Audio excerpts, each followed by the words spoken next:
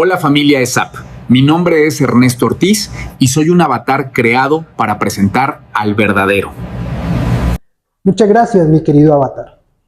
Mi nombre es Ernesto Segundo Ortiz Ramos. Soy abogado, especialista en Derecho Comercial y magíster en Derecho. Y hoy me presento ante ustedes para mostrarles mi prueba oral. Ernesto, dinos cuál es tu experiencia en educación a distancia, virtual, uso de TIC y metodología y aprendizaje. Comencé mi experiencia docente en el año 2015 en la Corporación Universitaria Rafael Núñez. En aquel momento la educación era muy tradicional, como siempre había sido. El docente llegaba a una aula de clase, tenía una lista, el estudiante llegaba a la universidad, tenía que llegar a tiempo. Y era tan importante la presencialidad que si no asistía, pues era un factor para perder la materia. Igualmente las llegadas tarde, que lo que uno quería o quiere todavía con eso es crear competencias del ser, la responsabilidad. Sin embargo, tal como yo recibí clase, comencé también a impartirla. Sin embargo, mi experiencia como estudiante me llevó a querer mejorar cuando fuese docente la experiencia con aquellas personas a las cuales le iba a impartir clase. En mi época de pregrado tuve unos docentes con unas clases muy magistrales y nosotros como estudiantes estábamos a un nivel inferior y la comunicación que tenía el docente con el estudiante era en el aula de clase a través de unas preguntas evaluativas y a través de te voy a dejar unos libros en la fotocopiadora, te voy a dejar este libro en la biblioteca, vaya y lea. Era la única interacción que teníamos con el docente. Sin embargo, queriendo cambiar eso, en el año 2015 traté de interactuar de otra forma, generando una confianza entre el docente y el estudiante, pero también dándoles a entender que teníamos que respetar los roles. Para el año 2017 me vengo a vivir a la ciudad de Sincelejo, donde resido actualmente, y en la Corporación Universitaria Antonio José de Sucre, Corpo Sucre, ya había implementado una plataforma que se llamaba Splavia, que no es otra distinta a lo que todos conocemos como la plataforma Moodle. Sin embargo, Corpo Sucre, a diferencia de la primera universidad, ya tenía más adelantada esa implementación tecnológica. Hoy entiendo que todo eso sirve para dejar evidencia ante el ministerio para la renovación del registro calificado. Pero más allá, el verdadero propósito era brindarle al estudiante esas 2 horas de acompañamiento individual que debía tener frente a cada hora presencial. A pesar de la plataforma y de la existencia de la plataforma Moodle, la educación seguía siendo muy presencial. Es decir, seguíamos yendo al salón de clase, siendo un factor súper importante, pero las tutorías se seguían desarrollando precisamente a través de la plataforma Moodle, lo cual permitía una facilidad en la comunicación con el estudiante. No solamente porque, a diferencia de mi época donde nos mandaban libros y fotocopiadoras, ya nosotros podíamos subir la información a la plataforma y verificar si el estudiante la lee, no la lee, cuánto tiempo estuvo pendiente, y además poder facilitarle el acceso de sus tareas, de sus trabajos y talleres a dicha plataforma. También posteriormente me vinculé a la Universidad de Sucre y allí también se manejaba la plataforma Moodle bajo otro nombre distinto, pero era la misma plataforma, de tal forma que la comunicación a partir del año 2017, cuando ingresé a Corpo Sucre con el estudiante, fue más fácil a través de esta plataforma. Sin embargo, a partir del año 2020 todo cambió. ¿Por qué? Porque antes del 2020, le repito, era presencialidad más plataforma, pero la plataforma era un complemento, era un adicional, no era lo principal. Pero cuando entramos en pandemia, empezamos también a conocer herramientas tecnológicas presenciales pero virtuales. A ver, entender eso era difícil. Estamos presencialmente, pero no físicamente, sino virtualmente, ¿cierto? Estamos a distancia, entonces en ese momento se confundían los conceptos distancia virtual. Pero lo importante es que estábamos también de forma sincrónica. Sin embargo, pues eso también trae unas barreras porque en pandemia no todo el mundo tenía acceso a internet, no todo el mundo tenía un buen celular. Entonces se creó el concepto de la asincronía o clases precisamente que no eran presenciales, ¿cierto? De forma virtual, sino que la persona posteriormente se podía conectar. Entonces nos obligaban a diligenciar un formato en la universidad y dejar el link de acceso para que el estudiante pudiese, cuando pudiera, ¿cierto? Cuando sus condiciones físicas, tecnológicas lo permitieran, acceder a la información y al conocimiento.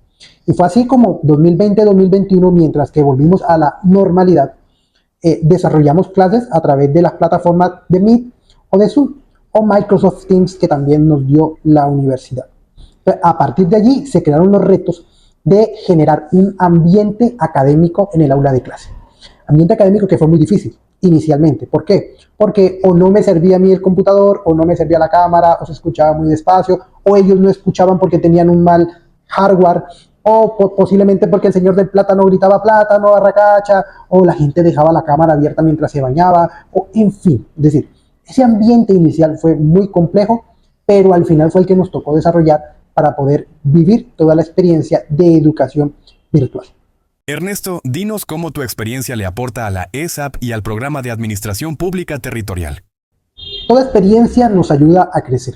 Y precisamente el haber vivido en el año 2015 esa presencialidad en el aula de clase muy tradicional, en el año 2017 una presencialidad acompañada de una plataforma o aulas virtuales, pero un proceso también en el 2020 donde tuvimos que empezar a crear clases virtuales y material virtual para que la persona pudiese estar en clase, pero si no podía poder conectarse posteriormente, es decir, tener esa experiencia asincrónica. Creo que le permitió a Ernesto Ortiz crecer en comprender cuál es la forma adecuada de llevar un conocimiento a los estudiantes. Entendemos hoy en día que no es lo mismo estar en un aula de clase donde puede que todo el escenario se dé para que el estudiante aprenda el conocimiento, aprenda con H, a que esté en la casa, donde hay muchos factores de distracción o de pronto esa persona está ocupada o preocupada en muchos aspectos que de pronto en el aula de clase, en esa horita, no recuerda. Entonces, se trata de crear herramientas. Y aquí viene un concepto que hay mucha gente que no le gusta, que es el tema de la gamificación, por ejemplo, o de herramientas colaborativas, a partir de la cual el estudiante pueda también estar ocupado, tener la cabeza ocupada y le permita en un momento parar, pero luego continuar su proceso. Entonces, al haber vivido todas esas experiencias, me permite entender al estudiante, a evaluarlo también desde su inteligencia emocional. También entender la parte administrativa, que hay unos cumplimientos, hay unas acciones que se deben cumplir y que se deben evidenciar, y precisamente la virtualidad y las plataformas nos permiten eso. Ernesto, dinos cómo has aplicado las estrategias de enseñanza y aprendizaje privilegiadas en el modelo pedagógico ESAPista. Además, dinos qué técnicas y herramientas orientadas a la educación a distancia usarías para el desarrollo de las clases y de las competencias propias del administrador público.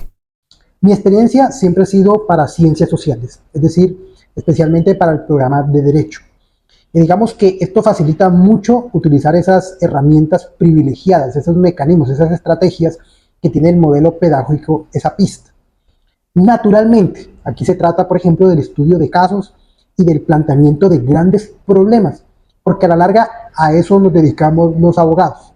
Pero entendiendo también el contexto, que no se trata de una clase para abogados, sino para administradores públicos.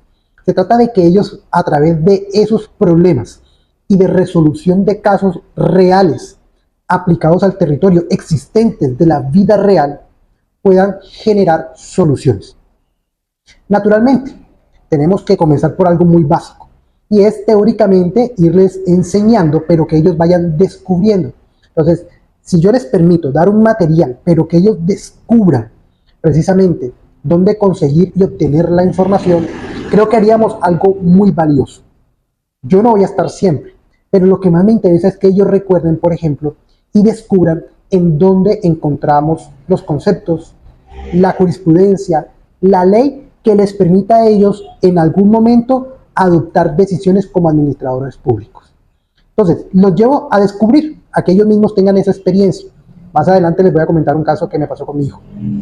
Pero también se trata de que al descubrir, ellos puedan leer, indagar e identificar los problemas. Pero una forma de identificar los grandes problemas para hallar soluciones es precisamente enfrentándolo a otros problemas. Y la jurisprudencia constitucional es rica en tener problemas jurídicos y también mirar cómo se resuelve. Dentro del contexto de mi asignatura, por ejemplo, constitucional general, o dentro de la organización del Estado, es posible encontrar problemas para que ellos puedan resolverlos. Y lo resolverán primero de acuerdo a lo que ellos crean que es lo jurídicamente viable, o inclusive lo que ellos crean que es lo correcto, pero luego los enfrentaremos objetivamente a la norma para que vean cómo el ordenamiento jurídico resuelve cada situación dependiendo del territorio donde esté. Y aquí quiero comentar una anécdota muy pequeña que me pasó con mi hijo hace 2 meses que fuimos a la isla de San Andrés. Resulta y pasa que fuimos durante una semana y él quedó encantado. Tengo un hijo de 8 años y me dijo, papá, quiero vivir en la isla de San Andrés. Y le dije, papá, no podemos porque es que estamos temporalmente, nos dieron un permiso temporal. Pero él me decía, papá, no entiendo si esto es Colombia. Yo le dije, sí, pero tienes que tener una residencia. Pero yo no entiendo si no estamos en Estados Unidos, no estamos en Nicaragua, estamos en Colombia. Yo le dije, papá, jurídicamente, a un niño de 8 años, jurídicamente, no podemos porque tenemos que tener determinadas condiciones. Él no me creyó. Él dijo, seguramente mi papá no tiene plata. Y lo primero que hizo fue preguntarle a la inteligencia artificial. Y la inteligencia artificial, de una u otra forma, con otras palabras, le explicó lo mismo, le trajo unas normas, trajo una jurisprudencia. Pero vaya sorpresa que cuando él empezó a buscar el contenido, no era contenido real. Entonces él me dijo, papá, mira, tengo un problema. La inteligencia artificial me está diciendo lo que tú me dijiste, pero no me da las fuentes. Entonces le enseñé a ir a la página de la Corte Constitucional y le mostré varias sentencias en las cuales la Corte Constitucional, y yo también aprendí de eso, le decía a las entidades públicas de San Andrés que aunque la norma en algún momento prohibía que una persona se quedara en San Andrés, también le decía hay situaciones de la vida real que la norma no contempla y que por lo tanto usted tiene que observar para poder inaplicar o aplicar de forma distinta la norma. Entonces, para poder aplicar esta metodología y esta enseñanza a distancia virtualmente, primero es importante contar con una plataforma, un aula de clase virtual y hacerle seguimiento al estudiante. Es decir, hasta donde tengo entendido, la plataforma Moodle, por ejemplo, nos permite a nosotros mirar a ver cuántas veces ingresó, si ingresó, si no ingresó, y hacer tutorías con el estudiante, qué pasó, dejar un mensaje, hacer foros participativos. Sin embargo, no solamente se trata de eso, se trata de generarle información que le llame la atención, y aquí no nos podemos mentir. Las redes sociales han hecho algo maravilloso y es difundir información, verdadera o falsa, pero esa información se difunde, pero también entretiene. Entonces, aunque pedagógicamente existan escuelas, vertientes que digan que el estudiante no hay que entretenerlo, lastimosamente se convierte en nuestro enemigo, la red social, cuando lo que ellos consumen allí es entretenimiento. Entonces, hoy en día hay muchos canales de redes sociales, muchas personas que se encargan de transmitir un mensaje de forma entretenida y divertida. Yo en lo particular también tengo un canal de Instagram y de TikTok donde enseño jurídicamente, pero me toca esforzarme en hacer contenido que la gente quiera permanecer. Naturalmente, las sentencias habrán que leérselas. Posiblemente yo le hago una ficha jurisprudencial y si se lo lee, maravilloso. Si de pronto la persona se lee la ficha, que es un resumen que yo le hago también. Entonces, de aquí tiene que haber un esfuerzo en mirar a ver cómo establezco un contenido, cómo también gamifico, cómo yo le creo un contenido que posiblemente es denso a partir de un juego donde ellos puedan analizar, ellos puedan tomar decisiones. Pero ojo, lo importante aquí el proceso evaluativo es importante, pero no es el fin, es el medio. En ese orden de ideas, entendiendo que la evaluación no es el fin, sino un medio, podemos generar una cultura de aprendizaje y conocimiento al estudiante. ¿Cómo desarrollaría en el escenario hipotético de una clase la metodología o estrategia de enseñanza que diseñó en la prueba escrita? ¿Y cómo aplicaría en esta clase técnicas y herramientas orientadas a la educación a distancia? Para dar respuesta a este cuestionamiento, nada mejor que hacer referencia a la metodología utilizada por la SAT para esta convocatoria. El uso de las herramientas virtuales es muy importante para poder enseñarle al estudiante en dónde obtener la información. No se trata de privarlo, al contrario, se trata de darle fuentes.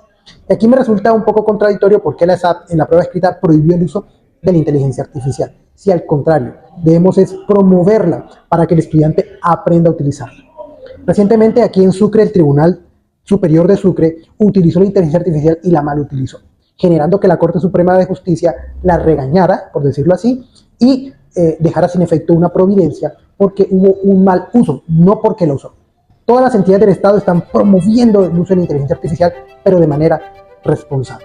Entonces, utilizaría el caso que me sucedió con mi hijo para enfrentarlos a la tecnología y mostrarles de dónde sacar la información y corroborar la información. Además, tenemos otro reto muy importante, la inclusión. Resulta y pasa que no solamente se trata de un tema de género, sino también de darle acceso a información a aquellas personas que no pueden ver, no pueden escuchar y que de alguna otra forma les cuesta entender. Muchas gracias por esta convocatoria. Aunque textualmente pareciese no haber dado respuestas a las preguntas, implícitamente aproveché la presente evaluación oral para dar la información que se requiere de una forma didáctica, pragmática y pensando en cómo lo haría para ambientes virtuales, a distancia y mediados por la tecnología, de acuerdo al modelo pedagógico de la ESAP.